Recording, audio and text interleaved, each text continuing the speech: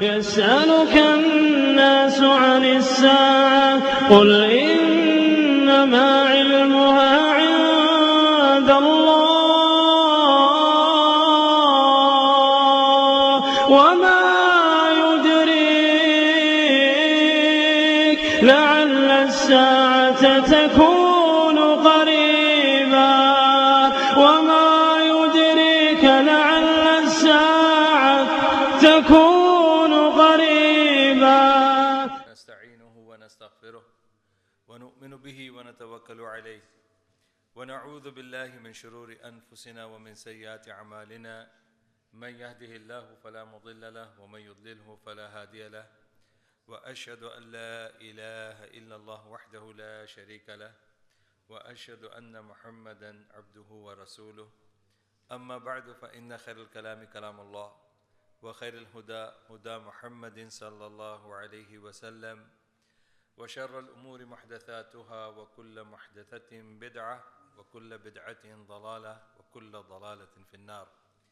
يا أيها الذين آمنوا اتقوا الله حق تقاته ولا تموتن إلا وأنتم مسلمون. يا أيها الناس اتقوا ربكم الذي خلقكم من نفس واحدة وخلق منها زوجها وبث منهما رجالا كثيرا ونساء واتقوا الله الذي تساءلون به والأرحام إن الله كان عليكم رقيبا. يا أيها الذين آمنوا اتقوا الله وقولوا قولا سديدا يصلح لكم أعمالكم ويغفر لكم ذنوبكم ومن يطع الله ورسوله فقد فاز فوزا عظيما. Brothers and sisters, pray to Allah subhanahu wa ta'ala that may Allah give us sincerity to speak the truth in the light of the Quran and the Sunnah of Prophet Muhammad sallallahu alayhi wa sallam, to understand them, to accept them in the hearts, and to implement them in the life. Ameen thumma ameen. Also pray to Allah subhanahu wa ta'ala that may Allah give us tawfiq, that we, whatever we hear from Quran and Sunnah, ask Allah to give us tawfiq to accept them and to implement them immediately in this session. Also pray to Allah subhanahu wa ta'ala that may Allah accept our gathering here and make it a way and a cause for us to go to Jannah. The topic is the trials and tribulations in our life. It is divided into three sections. The first, the general understanding of the life in this dunya. Alhamdulillah. And the second part will be the details about what fitna is and how the fitna moves around in our life in different types. And the third will be that how we can adhere to Quran and Sunnah when if we are afflicted with any of this fitna in this life. And the reason why I have to bring this topic, first of all, I wanted to explain that today, because I don't know what is the situation here in Birmingham, but in Luton we have a problem. Group of Muslims, mashallah, that it's a big city, or you can say big town, where they have more than 23 mosques. And mashallah, all mosques are packed by the Muslims. And youth are also turning to the Masjid, mashallah. But the thing is, Luton has come into the list of extremist Muslims in the UK. Amongst those towns and cities that we know today, Luton has come one of those in the list of the government that this town is promoting extremism about Islam. And then we can see even many a time the EDL and BNP and other people, those who are saying that we are the first British and all that, they come and they protest and they bring their marching to Luton. And that also create problem, and the media is highlighting that. So many of our youth today are in this situation of fitna, where it is very difficult for them to understand what should be the position of a Muslim when he falls into this kind of fitna. The time when I was in Dubai, in early 90s, when there was a fitna, when the Middle East war started, and when Afghanistan was attacked by America, and then Iraq was also under the list of that. At that time, again, the group of Muslims amongst the Arabs, they stood up with extreme views that the leaders of all the Muslim countries, they are kuffar. And they took some of the ideas of Sayyid Qutb, rahmatullah alayh. They took some of the ideas of Abul Ala Maududi, rahmatullah alayh. They took some ideas of Hassan al-Banna. They took some ideas of Salman Auda or Safar Hawali and other scholars of that time who were highly, famous scholars or leaders or speakers who were influencing the youth, mashallah. And I was there in Dubai. I was also working as an imam and khatib. So I have seen that there was a group of people, and some years ago, some 20 years ago, if you know, that there was a group of Muslims who even tried to overthrow the government in Saudi Arabia, and they, at the end when they were, in danger of their life, they took their refuge and protection and shelter in Haram, in Kaaba. And bloodshedding took place in the Kaaba, which is in Quran, it says haram. So that is what that actually means, is it means that the group of Muslims are in a serious fitna of understanding the deen. And it happened that the imams and khatibs were restricted. Try to pay attention to what I'm saying. Then inshallah I'll come to this main topic. First is the general life, then fitna and its different types of fitna, and then inshallah how we can deal with that in the light of the Quran and Sunnah. So, but this is the idea. I'm telling you why I've brought this subject today, because I was waiting for a long time to, talk on this issue.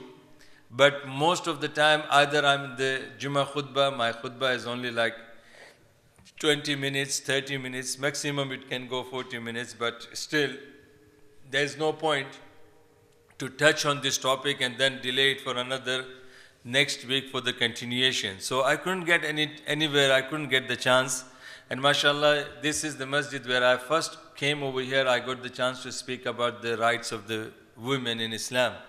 And it was, mashallah, these brothers and the shuyukh, mashallah, they were so generous that they gave me enough time to cover the whole subject, mashallah.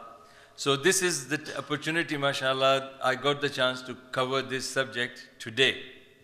So the reason why I have chosen this subject is because that influence of the youth who were trying to, go so extreme in their views, that they were thinking that all the leaders of Muslim countries, all the kings and prime ministers or presidents of Muslim countries, they are all kuffar. And they are not, to be obeyed, and they should be thrown out of their government position. And they stood against them. So the restriction came from the government, so strict restriction that even we as imams who were trying to bring, positive understanding, uniting this group and these groups and all Muslims together, even my own teachers, subhanAllah, they were, including myself, we were all restricted in a way that we were told to deliver the speech only that is printed, given to us. And even if there is the printing mistakes on the khutbah, in the khutbah, we are not allowed to correct it. Because then it could, convey the wrong message to the youth, and the youth can again take it in a different view. So we were strongly controlled by that system that we were not even allowed to correct the mistakes, printing mistakes that we find even in the ayat of the Quran, which we know by heart that this ayah is read this way, but because of the printing mistake, there could be a, e, u difference, but we were not allowed to even change that. Plus, the restriction became so strong that whenever we go out, even for walking, like if you are imam and you also like to do the training, you can't walk and do the training by yourself. If you are just jogging on the beach and you find somebody next to you, walking next to you, somebody from the security and secret agencies somebody will come and ask you, okay, why you two people are walking together? What's your plan? The masajid now restricted to an extent that only adhan is common, that is a digital adhan. All the masajid, the adhan is fixed, and for every namaz after the adhan, 20 minutes after that, the imam has to come to the masjid, in the masjid, and he would pray his 2 rakat sunnah of tahiyatul masjid, and immediately the time for jamaat will be there. So he has to start his jamaat. No alaik, no salik, no salam, no kalam, jamaat. And after the jamaat, either the imam or the speaker will be appointed by the awqaf to come and deliver the speech of one hadith or one ayah, which is different imams are appointed to go to different masajid. Even imam himself cannot give a talk in the masjid. Though he is a regular imam, and you people might be praying regularly with the imam, and you might be having some issues, you are not allowed to ask the questions to imam, and imam is not allowed to give the answer. Jummah khutbah. I was the only imam in United Arab Emirates in Dubai who in early 90s started the Jummah khutbah all over UAE in English. I was the first imam. You can search on Google, type the first English khutbah in Dubai. You will get my details and which masjid I used to deliver the Jummah khutbah. Even after Jummah khutbah, I always used to have a Q&A session. My khutbah used to be like sometimes 30 minutes, 45 minutes. And after the khutbah, I would sit in the masjid, and mashallah, thousands of them are sitting and they have questions. And mashallah, the questions used to be raised by those migrants who come from Europe and they attend Jummah there. They would come and ask me the question, Sheikh, I want this answer, I want the answer for this, I want answer. The next day in the office, I'm called in the awqaf, and they will ask me, who was that man who was, asking the question to you, and what was the question? So please tell us. So we have to, just to maintain the peace and, the security amongst the people and let our dawah to be worked properly, we have to have sabr in this fitna. This was fitna for even those, balanced scholars, balanced da'is, balanced preachers, because we were all controlled. Psychologically, we can't say anything. Psychologically, we can't do anything. So, and those people who were labeled with target, like they were targeted as extremists, and the people are those who are following the extreme views, they were controlled. They were either locked in their houses or they were locked somewhere else. Nobody knew that. So this is called fitna. And this fitna has also come to this country too. The youth today, some of them, not all of them, many of us Muslims, we get we get urged to learn the deen. We don't learn the deen through proper channels. We read the articles, sold in the shops, Islamic shops, and we read from that, and we don't even understand what was the concept of this author, why he is writing this subject. And if he is writing this subject, like for example, there are books available on fitna, there are books available on fitan and malahim, and all those kind of books are there, like trials and tribulations in Islam, in the life. And most of these students or the Muslims who are there, they have the urge to learn the deen, they buy these books and they develop the understanding of that particular, and they think this is the only thing which covers the subject of fitna in that book, and then they develop their understanding based on that. That's wrong.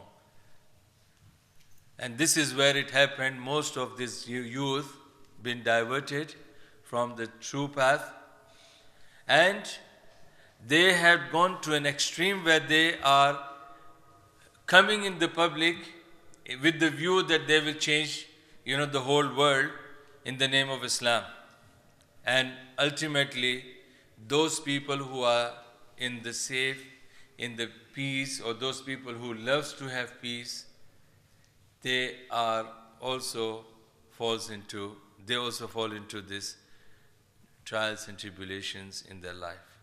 And that is why we see that today, after what happened in France recently, you must have noticed that when you were traveling in the bus, the English people, ladies or gents, would give you a smiling face, would at least make a way for you or would be okay with you. Your English neighbor would be like greeting you and saying hello, how are you, like that.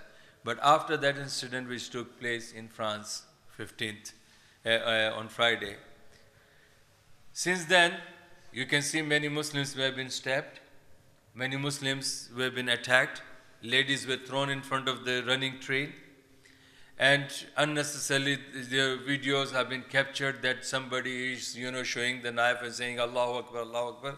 This is all fitna. What is it called? Fitna. Fitna in Islam. And to address that, as I said now, Luton, the place where I am Imam and Khatib, I'm addressing more than 200 people every week.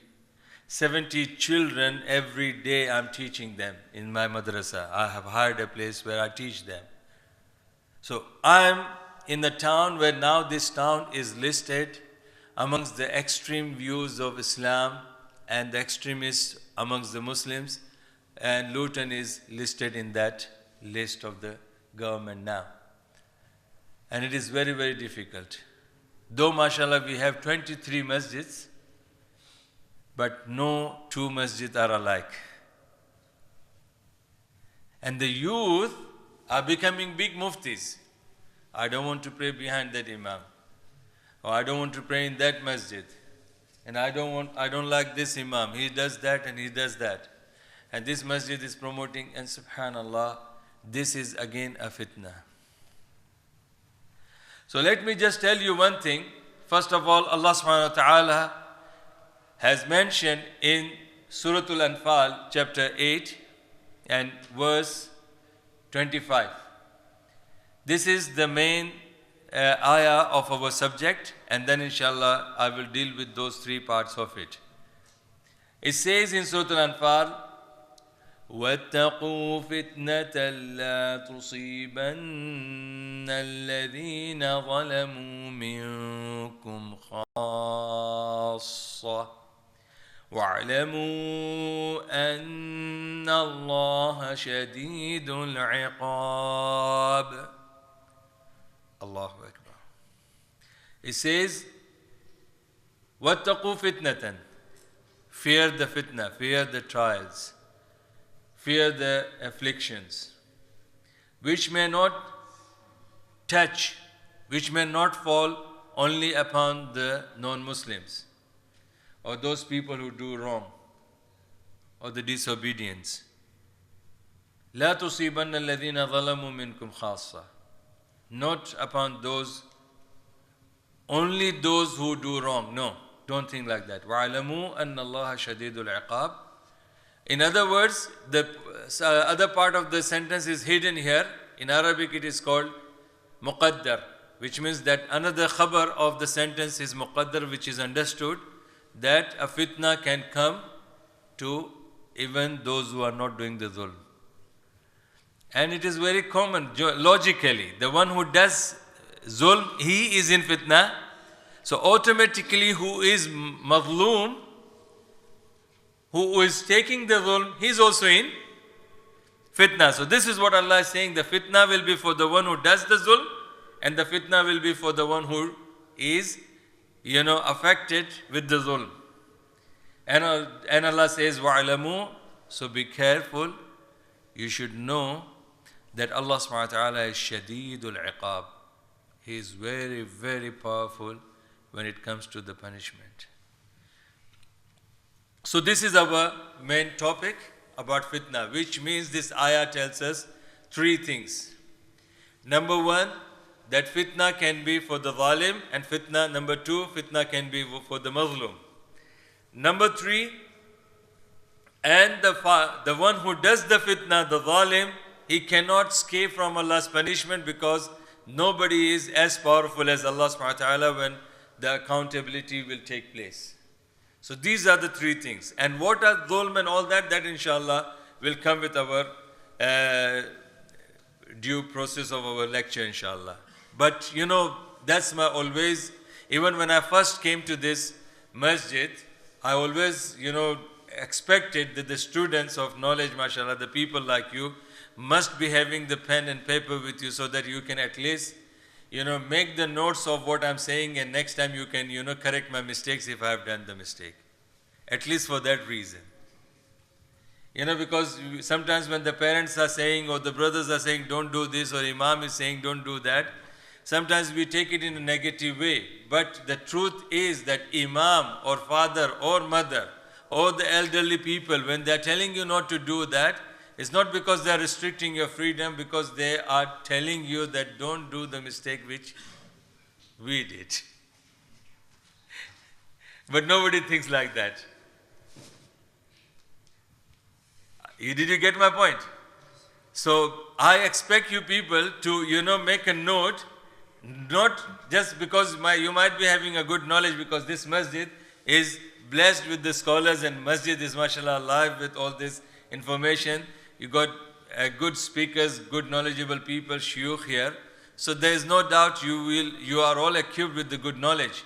But my point was that when you are making note of what references I'm giving you, at least you can text me and email me, Sheikh Sahib, you made the mistake, so that next time I won't make such mistake.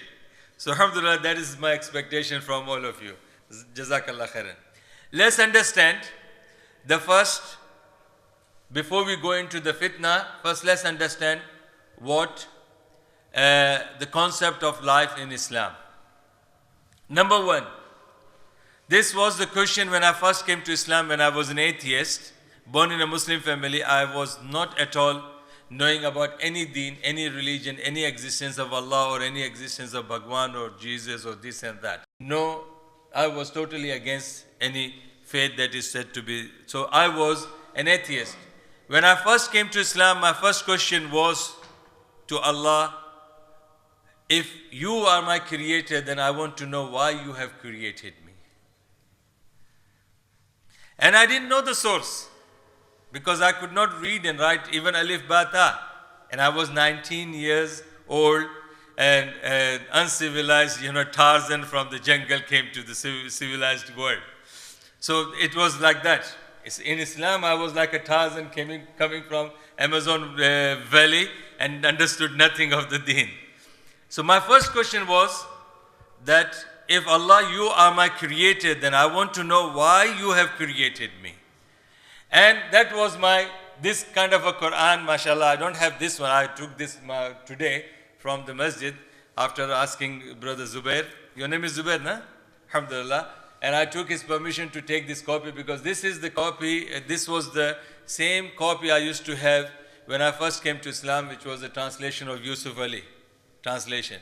And I used to challenge Allah like this: Allah, if you are true and your book is the truth, then I want the answer. And I would just randomly open the page. Wallahi, this is the miracle of this Quran, which I have tested it. Not once, not twice, thousands of times. The day when I didn't even know alif ba ta. So why I used to have this Quran? Because it was in English, and I did study in English medium school, so I could read. And subhanallah, the answer would be always there, either on this side of the page, or this side of the page, or somewhere on the top of the page, somewhere in the middle, or somewhere at the end of the page. An answer was there, and I got the answer that Allah subhanahu wa ta'ala, make a note of this, This is the answer for every person, whoever is in this world.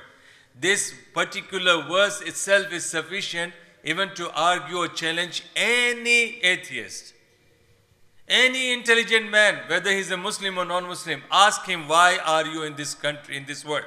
Oh, just like that. I want to become a doctor. Okay, what is after being doctor? Oh, I'll be a millionaire. Okay, you became millionaire. What is then?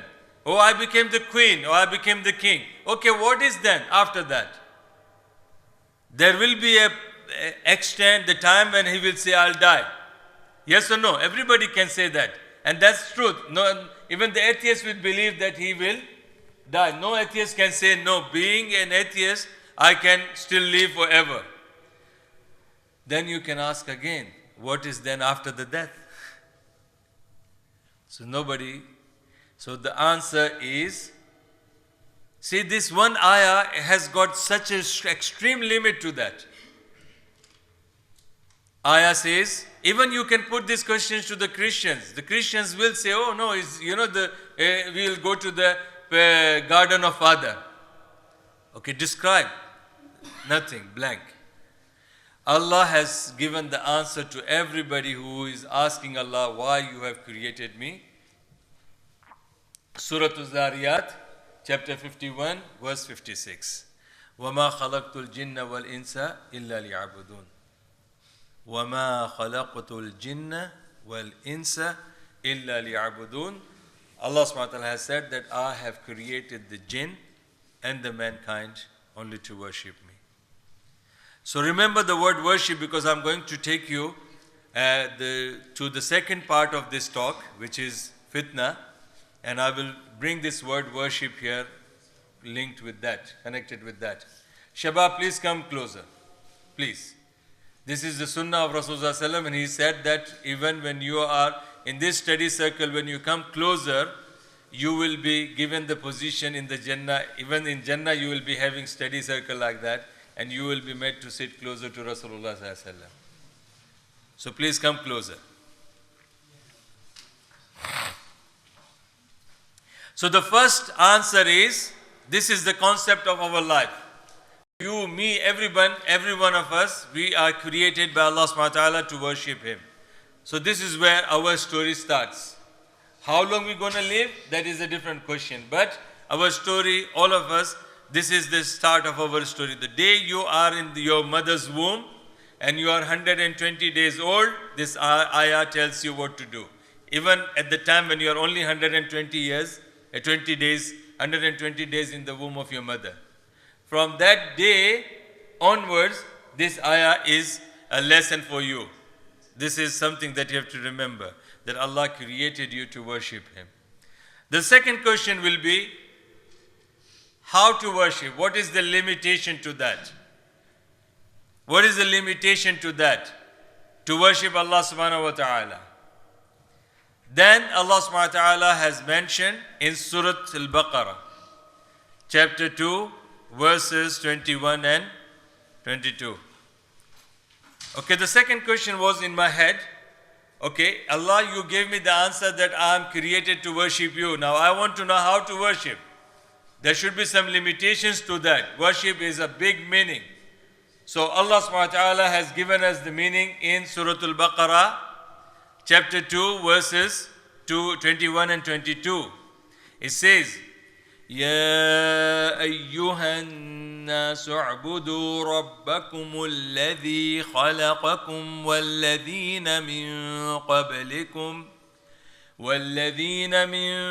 قبلكم لعلكم تتقون الذي جعل لكم الأرض فراشا والسماء بناء وأنزل من السماء ماء فأخرج به من الثمرات رزقا لكم فلا تجعلوا لله أندادا وأنتم تعلمون. This is the answer. Not to Abdul Majid, not to the Muslims, but to the whole mankind. Ya ayyuhan nas. This is to the whole mankind. So generally, the Quran is not only for the Muslims. For the Muslims, yes. How is that? What is the fruit for the Muslims from when coming to Allah and accepting Him as His Lord and to be worshipped Him? This is the first answer to the whole humanity, that, O mankind, worship Allah. He is your Lord. He has created you, and He has created all the false deities that you worship. All the false deities that you believe in. Even when you think that Jesus is Son of God, Jesus is also born, created by the word of Allah in the womb of Maryam. So you people, you want to know how to worship and who to worship and what is the limitation. So this is the limitation, O mankind, worship Allah subhanahu wa ta'ala, who is your Lord, your creator, who created you and created the people before you. Why? Why to worship? لَعَلَّكُمْ تَتَّقُونَ, so you attain piety. Now this is the refutation to all those methodologies and philosophy and theology and all those, the methods that people have followed, like yoga and meditation and like Allahu, and doing this and doing that. All that is refuted in this ayah. That if somebody really wants to worship Allah subhanahu wa ta'ala, and he wants to have a taqwa, he wants to attain piety in this dunya, then he has to worship Allah. Who is Allah? We know generally as Muslims, Qul Wallahu Ahad, the Surah Al-Ikhlas. But here this is different meaning of this. Allah subhanahu wa ta'ala is telling to the atheist. Allah subhanahu wa ta'ala is saying to all the scientists. Allah subhanahu wa ta'ala is saying to all the geologists. Allah subhanahu wa ta'ala is saying to all the astronomers. Allah subhanahu wa ta'ala is saying to all the archaeologists, all those people who have studied geo, all that kind of things, Allah is telling them, الَّذِي جَعَلَ لَكُمُ الْأَرْضَ فِرَاشًا. He is the one that we are created. Allah who created you, He is your Lord, you have to worship Him, so attain piety. He is the one who is made this earth for you. So Allah is the creator of the earth. You can argue with an atheist. You can put the question to me, Abdul Majid, why you don't believe in Allah? Who created this earth for you? Gone, Abdul Majid. Even though I bring any theory, any theory in the science to prove that this earth came into existence, this and that, you can just put the question, is theory, what's the evidence and authenticity of it? So we have to accept this. And this is what Allah is saying, that I am the one who created this earth for you. الَّذِي جَعَلَ لَكُمُ الْأَرْضَ فِرَاشًا وَالسَّمَاءَ بِنَاءً وَأَنزَلَ مِنَ السَّمَاءِ مَاءً. And He is the one who created all the seven heavens. And Allah has challenged all the scientists. Allah has challenged all the archaeologists. Allah has challenged all those builders who they're building, towers and towers. And the tallest building which got fired last time, on the 31st December, the night when it was 1st January. That night, the tallest building that caught fire in Dubai. All these builders, Allah is asking them that you cannot make a small thing stand by itself in the air. Allah is the one who has created these huge heavens, the seven heavens, and it is standing with Allah's command without the pillars. Give us the explanation how it is. He has created the earth for you. He has created the heavens for you, which are standing without the pillars. And He is the one who is sending rain to you. Subhanallah, today you can see all these huge, the most powerful countries of the world. Can they stop the flood that Allah wants to come there? Can they stop the earthquake which Allah wants the earthquake to come in their country? No. No earthquake can be stopped. No flood can be stopped. And they cannot wish to have the snow by themselves if they want to have snow. They cannot have the summer seasons if they want to have the summer season. Allah subhanahu wa ta'ala is saying that I am the one who is controlling the whole system of the universe. Allah has sent down the water from heavens, and through this water Allah creates the plants for your survival. Your animals eat this vegetable, you eat this vegetable, and you eat your own animals, your cattle. So this is all Allah is describing, which anybody in the world cannot deny that this is something that has been created by someone, and He is the only one who deserves to be worshipped. And this is why Allah subhanahu wa ta'ala gave the answer to everybody when He is asking how to worship Allah. He says that الذي جعل لكم الأرض فراشا والسماء بناء وأنزل من السماء ماء فأخرج به من الثمرات رزقا لكم. The rizq is given to you by Allah subhanahu wa ta'ala, and the procedure is that this rain comes from the heavens, goes into the earth, crops are grown, you eat them, and again it goes back to the earth, and again the procedure of this evaporation and the rain, all the circle and the cycle is done by Allah subhanahu wa ta'ala. rizqan lakum fala taj'alu lillahi andadan wa antum ta'lamun. So you as general Muslims, general people, general humans, looking for and running after these different deities, they are nothing. They have not created all these things. Allah is the one who has created for you. So don't make any rival against Allah subhanahu wa ta'ala. Don't make any partners. فَلَا تَجْعَلُوا لِلَّهِ أَنْدَادًا وَأَنْتُمْ تَعْلَمُونَ. So when you really want to attain piety, then you worship Allah subhanahu wa ta'ala, and there is no one who can stand next to Allah subhanahu wa ta'ala as ilah for you. So this is the second answer. So this ayah gives us the answer that we have to worship Allah subhanahu wa ta'ala for two reasons. Number one, Allah is our creator. And number two, Allah is telling that if you want to have a peace and success and taqwa and piety, then worship Allah subhanahu wa ta'ala. And when you worship Allah subhanahu wa ta'ala, this is the condition that you cannot, if you are married and your wife is with another man, this is your condition. You marry me, no relation with other man. Yes or no? So when you accept me as your Lord, then this is the condition that you cannot have any partner with me. This is the first and foremost condition for you to worship me. Worship me to attain piety because I am your creator, and nobody should be associated with me as a partner. Now, the third question came into my head. Now, if I want to attain piety, the first question was, why I am created? Allah, why you created me?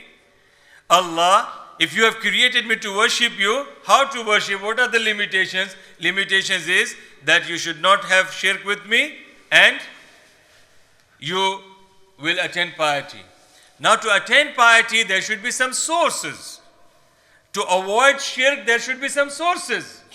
So Allah subhanahu wa ta'ala has given the answer to us.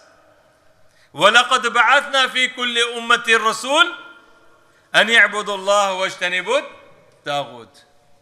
وَلَقَدْ بَعَثْنَا فِي كُلِّ أُمَّةٍ رَسُولًا أَنْ يَعْبُدُوا اللَّهَ وَاجْتَنِبُوا الطَّاغُوتَ. And this is the answer, that when you are looking for the taqwa and you want to worship Allah subhanahu wa ta'ala, then the limitation is that Allah has sent to all the mankind, the messengers and prophets, and they came with the course to you. They came with the manual for you. They came with the book for you, and that says only two things: worship Allah and don't associate any partner with Him. And to attain the piety, Allah subhanahu wa ta'ala has said in Surah Al-Baqarah, the first two verses, Alif Lam Mim, ذَلِكَ الْكِتَابُ لَا رَيْبَ فِيهِ هُدًى لِلْمُتَّقِينَ. This is the book. You or anybody amongst you cannot doubt this, that this is book from Allah subhanahu wa ta'ala, and this book has got the hidayah for those people who are looking for taqwa. End of the story. So this was the result. To attain piety, when you worship Allah subhanahu wa ta'ala, you will attain piety. If you don't worship Allah, you won't get piety. You will not attain piety. You will not become pious. You won't become muttaqi. To become muttaqi, the guideline is You don't have to follow this book or that book, this imam or that imam, this sheikh or that sheikh. You don't have to follow one particular madhab or deen or religion of Mahatma Gandhi or Mother Teresa or Nelson Mandela or this or that. For you to attain piety is Quran. Because this Quran is a challenge within itself. That it has got no doubt, and when you follow this Quran, Quran is a guidance for all of us. Now for your information, Quran was revealed in Ramadan. Quran was revealed in Laylatul Qadr, in the month of Ramadan, in the night of Qadr. Quran has got 114 surahs. Quran has got 320 plus 15,000 letters. Quran has got 77,449 words. Quran has got 114 surahs. So these are the informations that we get from our book. Tell me any other religious book that have got these details. I repeat again, 15,000 letters of the Quran. 320 plus 15,000 letters of the Quran. Its words, the Quran's words are 77,449. Make it. I can challenge you, you can count it. That Sheikh Sahib, you made the mistake in that, and then I'll correct myself. Okay, that's the reason I always ask you to hold the pen and paper with you. And it has got verses, 6,236 verses. 6,236 verses. So these are the ayat, these are the words, these are the letters of the Quran, and these are the surahs. And Allah subhanahu wa ta'ala is saying it has got no doubt in it. And it is a guidance for the whole mankind. It was revealed in the month of Ramadan where Rasulullah was 40 years old. And it was in the month of Ramadan where Rasulullah was in the cave Hira. And he received this in that mountain, under that mountain, in the cave, when it was Laylatul Qadr. And Abdullah bin Abbas is saying that it was already revealed in the complete format in Lawhul Mahfuz. It came into the first heaven as a complete book. And gradually it took 23 years to reveal to the people. And this was revealed as a law to the people. And law could be different at the beginning, and then it was different at the end. Many non-Muslims, they raise the issue with the Quran. They say, look, this Quran is actually the book of Muhammad. He makes it the way he wants it. This is why he sometimes say, okay, marry 4, he marries to 11. He says you are not allowed to marry, this woman, that woman, but he can force his adopted son to Zayd bin Haritha to divorce his wife, and he can marry his daughter-in-law. We were talking about the fitna, and as we said that it is divided into 3 subjects. First, the general concept of the life in Islam. Second is the fitna and the things around it. And the third is, what is the solution for those people who fall into fitna in the light of the Quran and the Sunnah of Prophet Muhammad sallallahu alaihi wasallam? So please come forward. Jazakallah khairan. Some of you were not there before namaz, so just let me tell you briefly 2 points. That I was talking about the general concept of Islam, life in this dunya, and that was based on the things which I first came to Islam. I spoke about those issues, and Allah subhanahu wa ta'ala has answered me and guided me towards the, to the right understanding of Islam. I asked Allah why I'm created, and if you are my creator, why you have created me? So Allah has given the answer in Surah Al-Dhariyat, chapter 51, verse 56, that I'm created to worship Allah. Then the second question I asked Allah subhanahu wa ta'ala, that if I have to worship you, then what is the limitations, what are the conditions and terms and conditions, the do's and don'ts?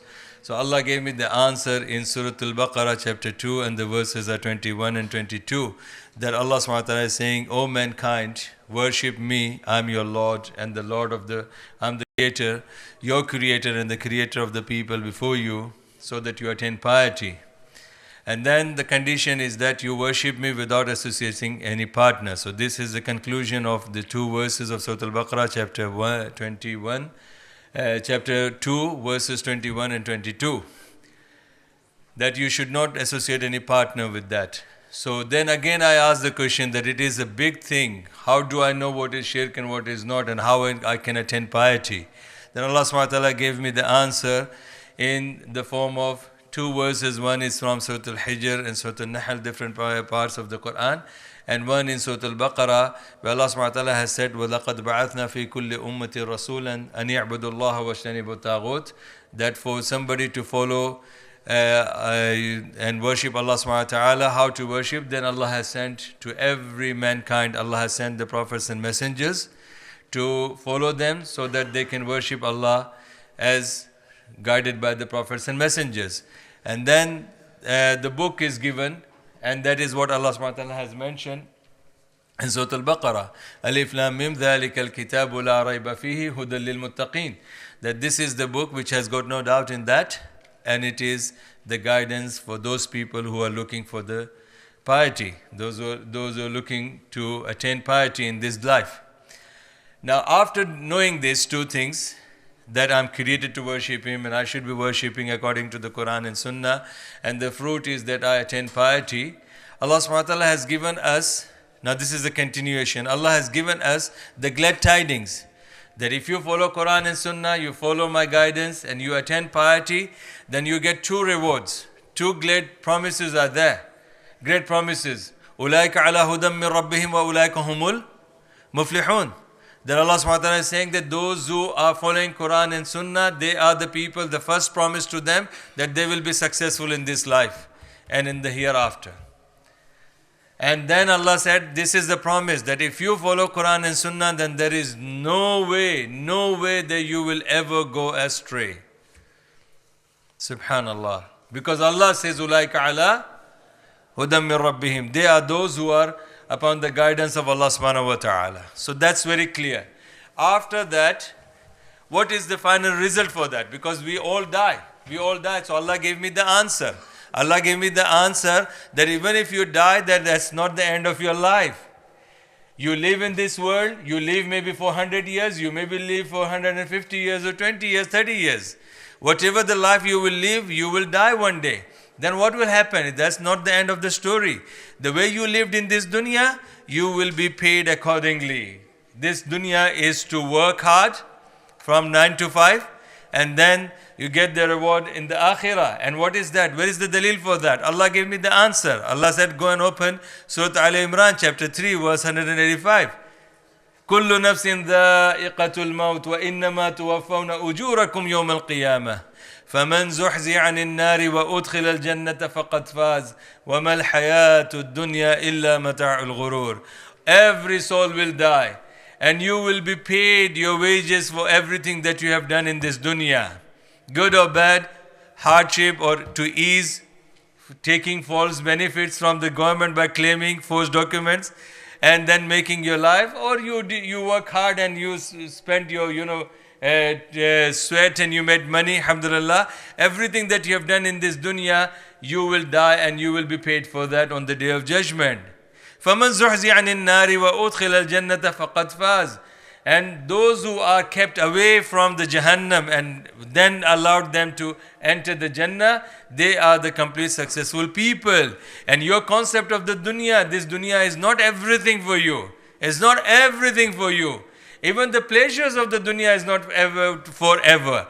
The wife that you will have, the husband that you will have, the children that you will have, the wealth that you will have is not forever. وَمَا الْحَيَاةُ الدُّنْيَا إِلَّا مَتَاعُ الْغُرُورِ. Your life as a son, your life as a husband, your life as a wife, your life as children, your life as manager, your life as director, your life as imam, your life as a taxi driver, your life as a medical doctor, everything is temporarily. It's not permanent, and this is nothing but a pleasure for some times, and afterwards you'll know the reality after you die and you come to Allah subhanahu wa ta'ala. Okay, then again I ask the question. I'm very critic. I asked the question to Allah, okay, if I die, I'll get up on the day of judgment. What will happen then? Then Allah gave me the answer. Oh Abdul Majid, when you will be raised from your grave, you will be given the record in your right hand and the left hand. فَأَمَّا مَنْ أُوتِيَ كِتَابَهُ بِيَمِينِهِ فسوف يحاسب حسابا يسيرا وينقلب إلى أهله مسرورا. Subhanallah. The one who will be given the book or the record in his right hand, he will hold this book. Oh, my degree, bachelor degree, master degree, doctor's degree. He will hold this degree in his hand and he will run all over the Yom al-Hashar. In the ground, in the Maidan, he will be saying, look people, this is the reward that Allah has given to me. Allah has given this book to me. So he will be happy. The one who will receive the records in his right hand, he will be happy and he will run towards all the people to show them. May Allah make us amongst them. I didn't hear it. It won't cost you. You should say from your heart, Subhanallah. Maybe one of us will say Ameen and it will be accepted for all of us. Subhanallah. So say it from your heart that may Allah make us amongst those who receive the records in their right hands. Yes. You want the record in your right hands. Yes? Alhamdulillah. وَأَمَّا مَنْ أُوتِيَ كِتَابَهُ بِشِمَالِهِ فَيَقُولُ يَا لَيْتَنِي لَمْ أُوتَ كِتَابِيَهْ وَلَمْ أَدْرِ مَا حِسَابِهَا يَا لَيْتَهَا كَانَتِ الْقَاضِيَةَ مَا أَغْنَى عَنِّي مَالِيَهْ هَلَكَ عَنِّي سُلْطَانِيَهْ. And the one who will be given the record in his left hand. Always left side is said to be, bad compared to good, the right side. The one who will be given the record in his left hand, he will look at it and he will hit on his face. He will scream, he will shout, he will cry, and he will wish to die before reading this record. Allahu Akbar. May Allah protect all of us from that. Now it's very simple. Sometimes when you get the bill dropped into your door, when you get the letter from the court, how do you feel? This is the court of Allah subhanahu wa ta'ala. The record will be given to us to read. And you know what was the reason why this man was crying? Two things. مَا أَغْنَى عَنِّي مَالِيَهْ. My wealth. See? Today we think when we are looking at somebody who is in our neighbor and he has got Bentley, such a rich man. 2 houses, oh, big man.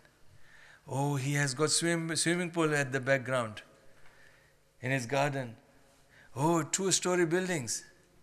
Oh, he has got such a big kitchen. His whole one kitchen is bigger than my whole house. Subhanallah. مَا أَغْنَى عَنِّي مَالِيَهْ. My wealth has not benefited me. He will cry there. On the day of judgment, after reading the record, he will know where his final destination, and this is the first thing he will say. مَا أَغْنَى عَنِّي مَالِيَهْ هَلَكَ عَنِّي سُلْطَانِيَهْ. And my position in the dunya had destroyed me. I am destroyed on the day of judgment because of my position in the dunya. I was imam, I was khatib, I was director, I was a manager, I was a celebrity, I was following Michael Jackson, I was following a man who has got tracks on his hair. Here you can put the toy and the toy will move all around because of the hairstyle I had developed. Inna lillahi wa inna ilaihi raji'un. This is how the person will say, my position in the dunya had destroyed me in the akhirah. Okay, then again I asked, what is the record? See, are you following my questions? This is the common thing. Every Muslim, a man of sense will ask this question. Okay, Allah, I'll be given the record. What is there in the record? The record says, اقرأ كتابك كفى بنفسك اليوم عليك حسيبا. Read your book and judge your own destination after reading this book. Don't wait for Allah to make the decision for you. Allahu Akbar. Allah, what is there in that? I don't want to go for it, but I want to know now. It will be said again in the Quran. When a person will be given his book, he will read and see what he is saying. What is he reading in it? مَا لِهَذَا الْكِتَابِ لا يغادر صغيرة ولا كبيرة إلا أحصاها. Allahu Akbar. What record is this? It has spared nothing. Not a single thing of my life is missing in it. 8 years I was this, 10 years I was this, 15 years I was this, 20 years I was this, 30 years I was this, 50 years I was this, and after that I'm in the grave. Everything, not a single thing, little or the major, everything is recorded in it. After that, تلك الجنة التي نورث من عبادنا من كان تقيا. Allahu Akbar. Okay, Allah, you gave me this book. I read it. Now what's the final decision? People with the right hand, people with the left hand. What's the decision? The decision, Allah gave me the answer in Surah Al-Maryam 63, verse 63. تلك الجنة التي نورث من عبادنا من كان تقيا. Okay, this is the Jannah, my Jannah. It is mine, and you people are the heirs of this Jannah. Allahu Akbar. Those who were worshipping Allah to attain piety, they attained piety from Quran and Sunnah. They were successful in this dunya, they were successful in the akhirah, they were on the straight path. And now Allah is saying that this Jannah is inherited, my Jannah is inherited by, not by Muslims, not by mu'min. تلك الجنة التي نورث من عبادنا من كان تقيا. The one who was muttaqi in the dunya, this Jannah is inherited by him. So no taqwa, no Jannah. So this is the answer, so clear answer. If I don't go with the depth of this Quran and I take all these verses which I read to you, in 5 minutes Allah gave me the answer for everything. Abdul Majid, you are born. From the day when you were in the womb of your mother, 120 days old, you are created to worship me. Till you die, this is how your life is. And when you die, on the day of judgment, you will be raised and your record will be given to you. You read it, it is there, everything in it. And then finally you decide where's your destination. And then Allah says that this destination is for the people who will go to Jannah are those who are muttaqi. And then it is said, فَأَمَّا مَنْ أُلْقِيَ. This is Surah Al-Mulk. When the people will be sent in the Jahannam, group of people in the Jannah, group of people in the Jahannam. It will be said to them, Allahu Akbar.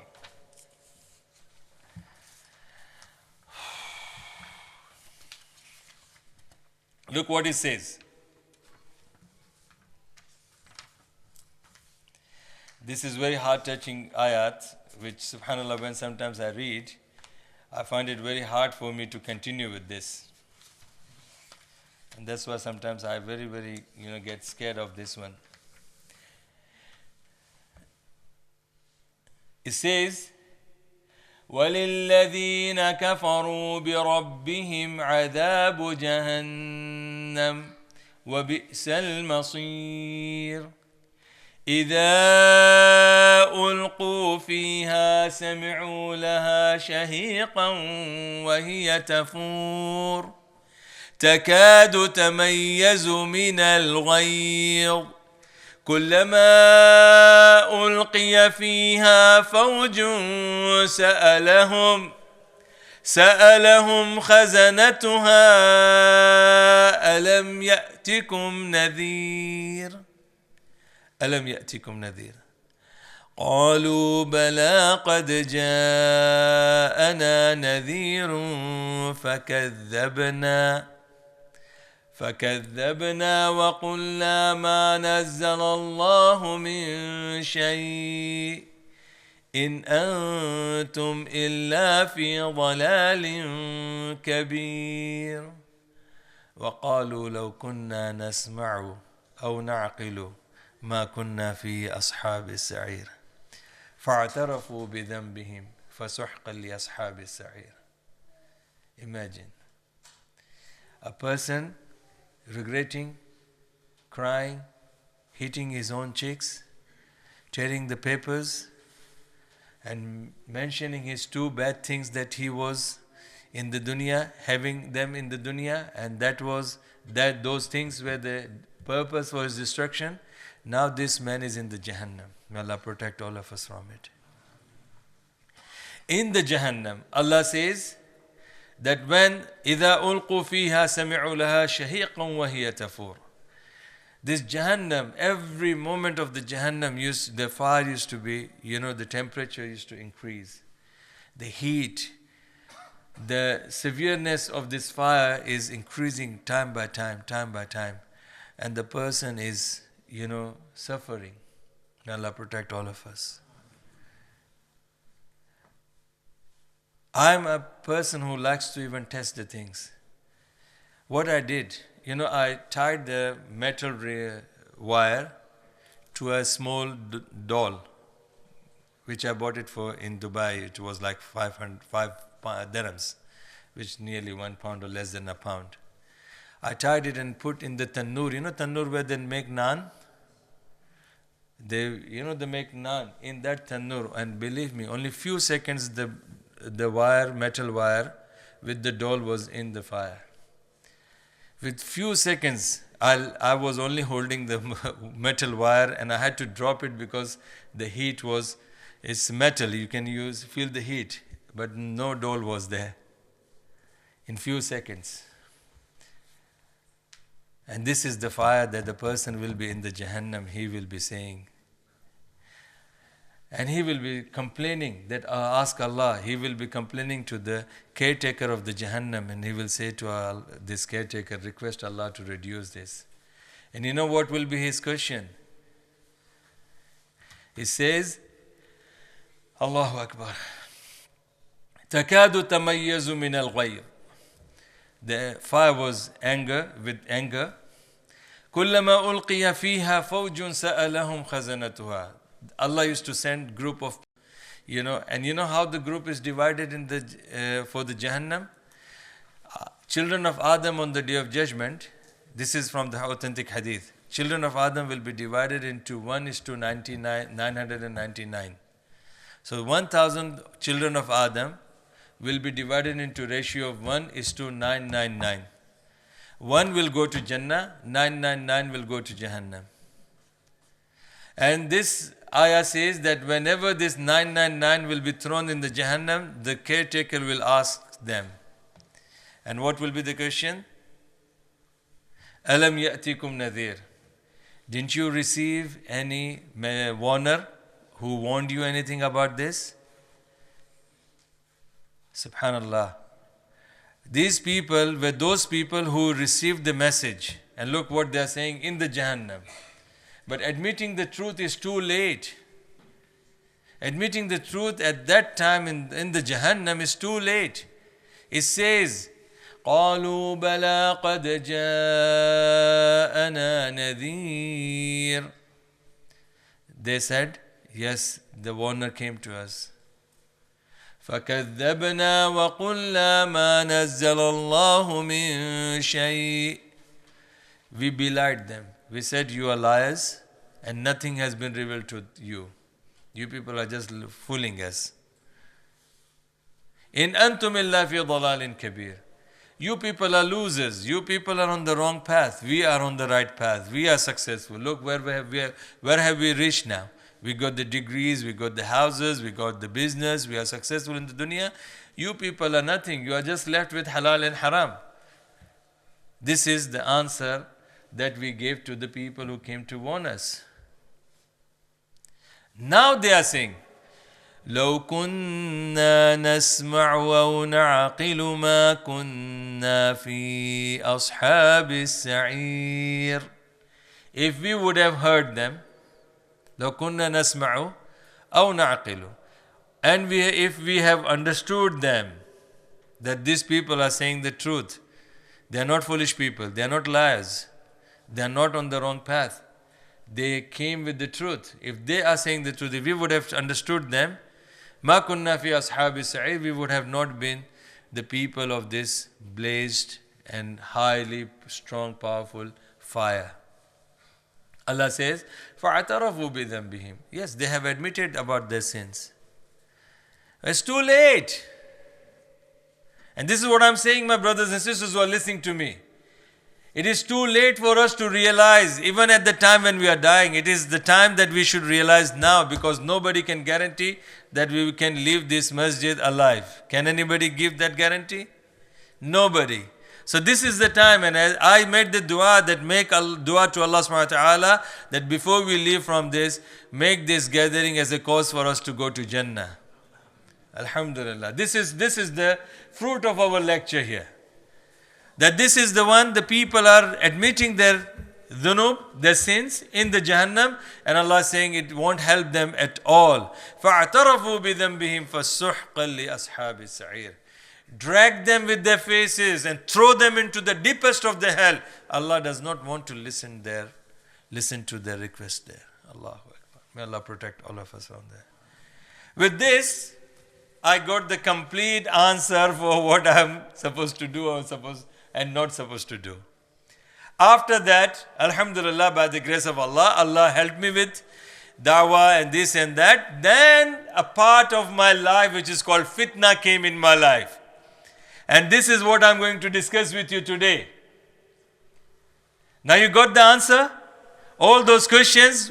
Who is Allah? Why He created you? And if He has created you for something, then how to achieve that? And what will be the result of that when you have achieved it? And what will be your final destination? So this is all understood. This is the concept of life in this dunya in general. Is anybody who has got doubt about that? I'm asking the question, my brothers. No. So you got the message. Is it simple or hard? Simple to understand, yes? That Allah is our creator. He created us to worship Him. And to worship Him, we have to follow Quran and Sunnah. And what is the reward for that? You attain piety in this dunya. You attain the guidance from Allah. You will remain on the straight path. And also Allah will make you successful in this dunya and in the akhirah. And on the day of judgment, your final destination will be Jannah. Yes or no? If otherwise, then the destination will be Jahannam. This is the clear understanding of a person's. But in between that, right from the time of 120 days of our age, in the womb of the mother, till we go to the grave, in the barzakh, on the day of judgment, all that comes is called fitna. So my subject was what? If you have, anybody has read my leaflet? Trials and tribulations, yes? So this is the subject is now. Now let's see what Allah speaks about that. Number one, why are we created? To worship Allah subhanahu wa ta'ala. So what is the key word here?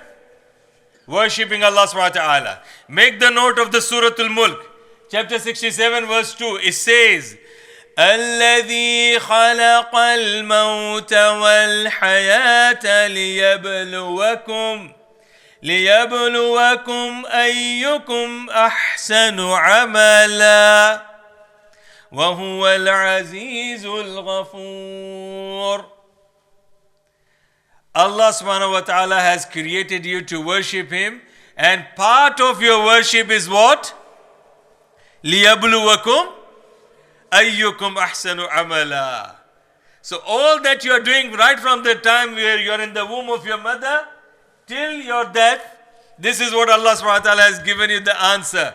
That you are not only created to worship me, but your worship has got trials and tribulations in it. This is what Allah subhanahu wa ta'ala is saying. He who created death and life, which is humans, that He may try which of you is best in deed. Clear. So the whole worship is nothing but a trial from Allah subhanahu wa ta'ala to see who is doing the best. Is that clear? Okay, then Allah subhanahu wa ta'ala has said about this dunya. As I read the ayah, if you remember, I asked Allah subhanahu wa ta'ala that what is the purpose of this dunya and what will happen after the death. Then if you remember, I gave you the ayah from Surah Al Imran chapter 3 verse 185. It says that every soul will die and every soul will receive the good or bad, the wages on the day of judgment, and the one who is taken away from the Jahannam, and allowed to enter the Jannah, he is the successful one, and that's the complete success. And this life of dunya is nothing but a pleasure for some times. After that, Allah subhanahu wa ta'ala has said that now the reason Allah is giving to us, anybody can ask. Last time I was in my masjid, I have a center where I hire a place for my Jummah khutbah because a miskin guy, poor man, nobody gives me a masjid to run my own center, so I have to hire it. 8 years in UK, fortunately or unfortunately, I have to hire a masjid, a center, a community center to run my Jummah khutbahs. Okay, in that Jummah khutbah, last 2 weeks ago, a group of 15 Christians came to my masjid. Group of 15 Christian students from university. Some of them are already professors and lecturers and doctors. Some of them are pilots. Some of them are, but all of them were academically highly qualified. Plus they were staunch, or you can say serious believers of the Bible. They came to discuss with me to know what is my view of Christianity, what is my view about the Bible and Jesus and all that.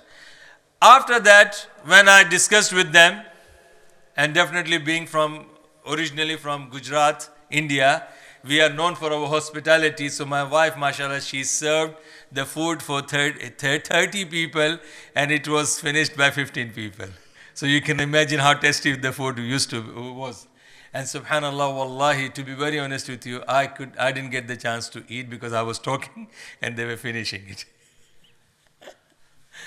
So these people, after I gave the talk, I explained to them about what is how we believe our life in Islam and Quran.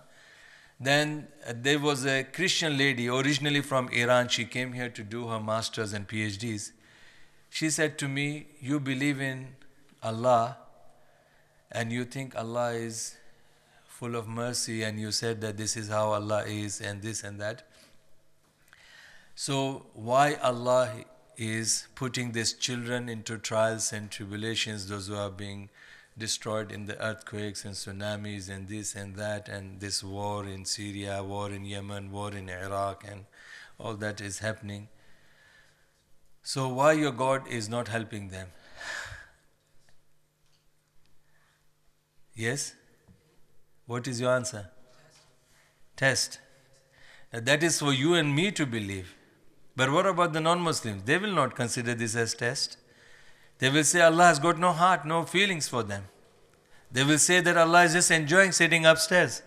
In the above seven heaven, Allah is just enjoying watching them people how they die. This is what they believe. I said to her, "My dear sister, you are quite young and you look like my daughter's age. You tell me, you are Christian?" She said, "Yes." I said, "Okay, those children who are dying, are they all Muslims?" She said, "No." I said, "There must be someone amongst the children who may be Hindus, maybe Buddhist, maybe Sikh, maybe Christians, and maybe Muslims too. So do I have the right to ask your God, Jesus, what is He doing with those Christian children?"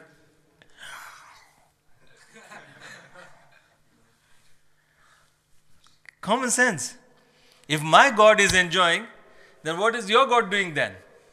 Your God should not be partial. Even if He is not helping the Muslims' children to live, why is He allowing the Christians to die like that? If He is God, then He should have protected them too. Do you understand my question? Fair enough, yes or no? If they can blame Allah, I can blame the Hindus. Ram, Sita, Gita, Hanuman. Why is He waiting then? Why is He not going there and helping? "Oh no, my believer, I cannot let him die like this." No, nothing. I said, "Look, my sister, your book, my book, everything is very clear. It is not God who is making this to happen. This is the deeds of people. These are the bad actions of the people. Your book knows that the test and trial came to the people in the past.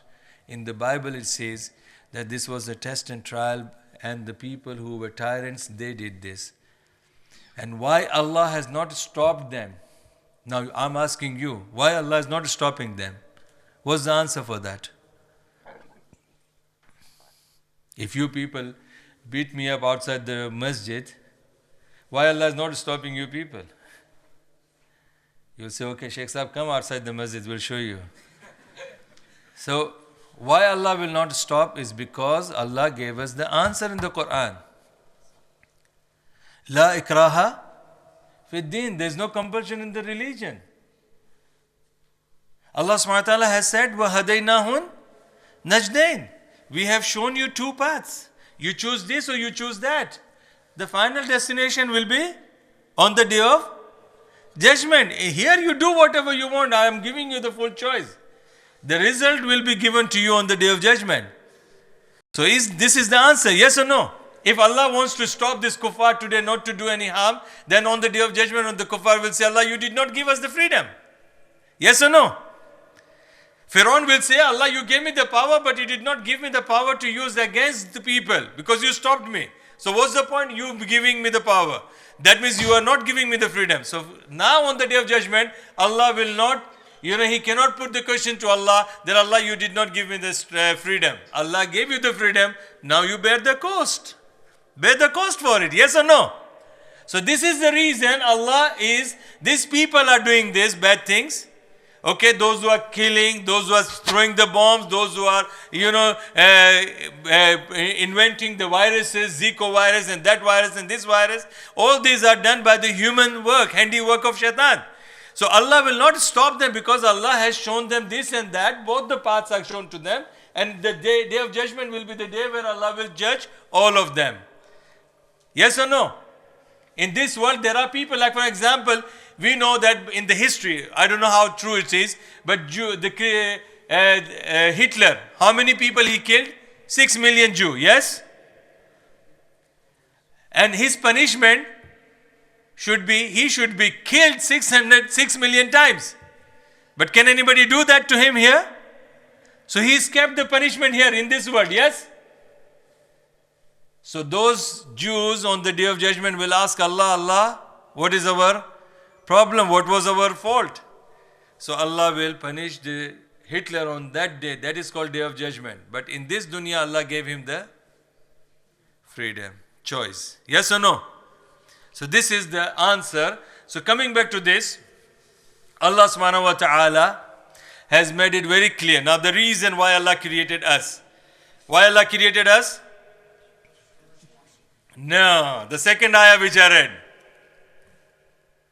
Surah Al-Mulk, chapter 67, the second verse. What was the second verse? هو الذي خلق لكم هو الذي خلق الموت والحياة ليبلوكم أيكم أحسن عملا. This is the reason Allah is saying that I have created you to test you that who is the good amongst you. And the result will be on the day of judgment. So this is the reason Allah is giving, why Allah is putting us into the test. Did you get the answer for this subject? So I'm giving you the reason now that why Allah is putting us into trial and test. This is because Allah subhanahu wa ta'ala is giving us to see who is doing well and good. Then Allah has given the similar answer in another surah, which is Surah Al-Anbiya, chapter 21, verse 35, which says, كل نفس ذائقة الموت ولنبلوكم بالشر الله أكبر ولنبلوكم بالشر والخير فتنة. Clear. Allah subhanahu wa ta'ala is saying, وَإِلَيْنَا تُرْجَعُونَ, and we shall make you a trial of you with evil and with good, and you will return back to us. So that means in this dunya, Allah will test you in good things, and Allah will test you in the bad things, and your final thing will be, your result will be on the day of judgment, because all of you are going to come back to me. Allahu Akbar. Then the similar message, similar reason is given to the people who are asking why Allah subhanahu wa ta'ala is putting us into test and trial in Surah Al-Ankabut, and the chapter is 29 verse 2 and 3. It says, Alif Lam Mim أحسب الناس أن يتركوا أن يقولوا آمنا وهم لا يفتنون. الله أكبر. ولقد فتنا الذين من قبلهم فليعلمن الله الذين صدقوا وَلَيَعْلَمَنَّ الْكَاذِبِينَ. Another clear answer. Allah subhanahu wa ta'ala is saying the reason we put people into test and trial, they should know this. Do people think that they, Alif Lam Mim, do people think that they will be left alone because they say La ilaha illallah Muhammad Rasulullah, La ilaha illallah Musa Rasulullah, La ilaha illallah Isa Rasulullah? Just by saying that they will be left out? They will be just ignored by Allah subhanahu wa ta'ala? They can do anything that they want? No. Indeed, those people who said La ilaha illallah and whatever the Rasul that they had, they declared that, and we indeed tested those. Look what is Allah saying. Allah is saying, do people think that they will be left alone because they say we believe and will not be put into test? No. Indeed, we tested those who were before them. And the reason why we tested them is because that Allah will certainly make it known the truth of those who are true and the false of those who are false. Allahu Akbar. Clear. We say Muslims today. How good Muslims are we? Now see, this is the example Allah subhanahu wa ta'ala is testing us. All of us. Every year in the month of Ramadan. 29 days or 30 days in the Haram, the best place of the earth. In the Masjid al-Nabawi, the best masjid on the face of the earth. 29 days, 30 days, all the people in Taraweeh raising their hands. People are crying and saying Ameen, Ameen in Dua Qunut. Yes or no? But the situation, what is the situation? Situation based on the du'as, the way the people are making du'as, the situation should be better than the last year, yes? But in reality, the situation is getting worse. So this is the test, because Allah wants to know who is really crying, sincerely crying, and who is qualified to be accepted his dua and who is not. The answer is very clear. أَحَسِبَ النَّاسُ أَن يُتْرَكُوا أَن يَقُولُوا آمَنَّا وَهُمْ لَا يُفْتَنُونَ. You people are thinking just by saying La ilaha illallah Muhammad Rasulullah, Allah will let you go like that and you will not be put into test.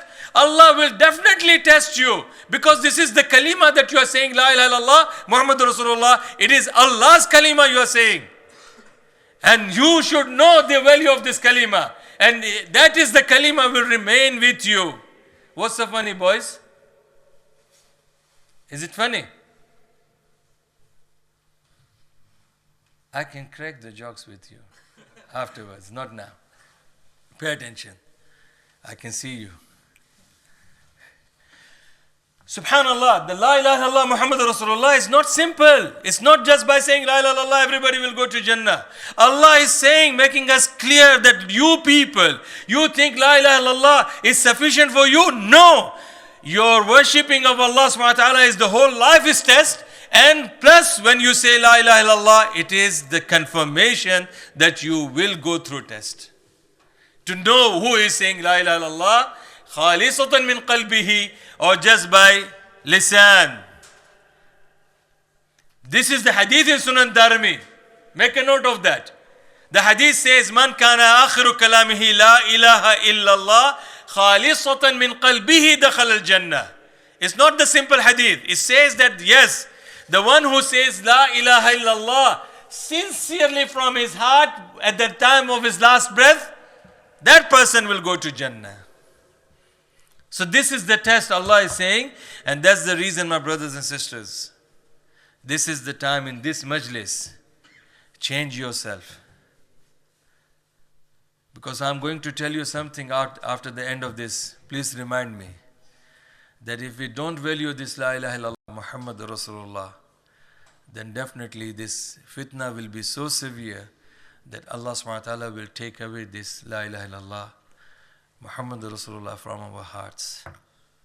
We will be mu'min, Muslim in the night, and when we will wake up, we will be something else. May Allah protect us from that. يسألك الناس عن الساعة قل إنما علمها عند الله وما يدريك لعل الساعة تكون